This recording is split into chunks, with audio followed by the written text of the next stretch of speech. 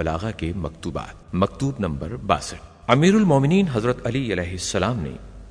جب جناب مالک اشتر کو مصر کا حاکم تجویز فرمایا تو ان کے ہاتھ اہل مصر کو اور ان کی رہنمائی کے لیے یہ تحریر روانہ فرمائی۔ حضرت علی اپنے اس مکتوب میں تحریر فرماتے ہیں: اللہ سبحانہ نے محمد صلی اللہ علیہ وآلہ وسلم کو تمام جہانوں کا ان کی بدعمالیوں کی پاداش سے ڈرانے والا اور تمام رسولوں پر گواہ بنا کر بھیجا۔ پھر جب رسول اللہ صلی اللہ علیہ وآلہ وسلم کی وفات ہو گئی تو ان کے بعد مسلمانوں نے خلافت کے بارے میں کھینچا تانی شروع کر دی۔ اس موقع پر بخدا مجھے یہ کبھی تصور بھی نہیں ہوا تھا اور نہ میرے دل میں یہ خیال گزرا تھا کہ پیغمبر اکرم رسول خدا صلی اللہ علیہ وآلہ وسلم کے بعد عرب خلافت کا رخ ان کے اہل بیت سے موڑ دیں گے اور نہ یہ کہ ان کے بعد اسے مجھ سے ہٹا دیں گے، مگر ایک دم میرے سامنے یہ منظر آیا کہ لوگ کسی اور شخص کے ہاتھ پر بیعت کرنے کے لیے دوڑ پڑے۔ ان حالات میں میں نے اپنا ہاتھ رو کے رکھا، یہاں تک کہ میں نے دیکھا کہ مرتد ہونے والے اسلام سے مرتد ہو کر رسول اکرم صلی اللہ علیہ وآلہ وسلم کے دین کو مٹا ڈالنے کی دعوت دے رہے ہیں۔ اب میں ڈرا کہ اگر کوئی رخنہ یہ خرابی دیکھتے ہوئے میں اسلام اور اہل اسلام کی مدد نہ کروں گا تو یہ میرے لیے اس سے بڑھ کر مصیبت ہوگی، جتنی یہ مصیبت کہ تمہاری یہ حکومت میرے ہاتھ سے چلی جائے جو تھوڑے دنوں کا اثاثہ ہے، اس میں کی ہر چیز زائل ہو جائے گی، اس طرح جیسے سراب بے حقیقت ثابت ہوتا ہے یا جس طرح بدلی چھٹ جاتی ہے۔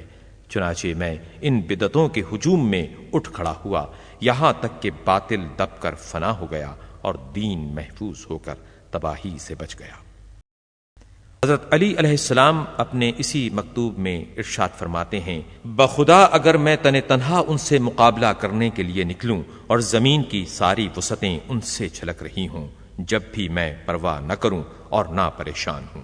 اور میں جس گمراہی میں وہ ہیں اور جس ہدایت پر میں ہوں اس کے متعلق پوری بصیرت اور اپنے پروردگار کے فضل و کرم سے یقین رکھتا ہوں، اور میں اللہ کے حضور میں پہنچنے کا مشتاق اور اس کے حسن ثواب کے لیے دامن امید پھیلائے ہوئے منتظر ہوں،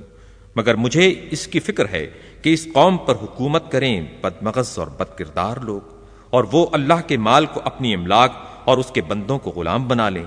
نیکوں سے برسر پیکار رہیں اور بدکاروں کو اپنے جتھے میں رکھیں، کیونکہ ان میں بعض کا مشاہدہ تمہیں ہو چکا ہے کہ اس نے تمہارے اندر شراب نوشی کی اور اسلامی حد کے سلسلے میں اسے کوڑے لگائے گئے، اور ان میں ایسا شخص بھی ہے جو اس وقت تک اسلام نہیں لایا جب تک اسے آمدنیاں نہیں ہوئیں۔